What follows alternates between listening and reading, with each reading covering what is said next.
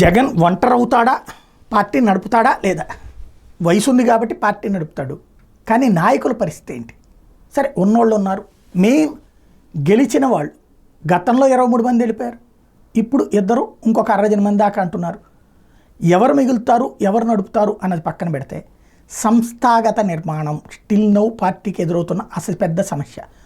నియోజకవర్గ ఇన్ఛార్జ్ అంటే నియోజకవర్గానికి సంబంధించిన ఎమ్మెల్యే అభ్యర్థి ప్రాతిపదికనే పార్టీ సంస్థాగత నిర్మాణం జరుగుతుంది. తెలుగుదేశానికి వైసీపీకి ఉన్న తేడా అదే. తెలుగుదేశం పార్టీకి బూత్ కమిటీలు, మండల కమిటీలు, జిల్లా కమిటీలు ఇవన్నీ ఉంటాయి.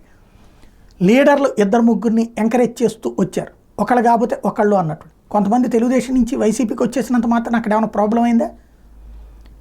అక్కడ సెట్ చేసుకున్నారు కదా, అక్కడ మళ్ళీ వేరే వాళ్ళు రెడీ అయ్యారు కదా, అట్లాగ రెడీలో ఉంటుంది తెలుగుదేశం పార్టీకి.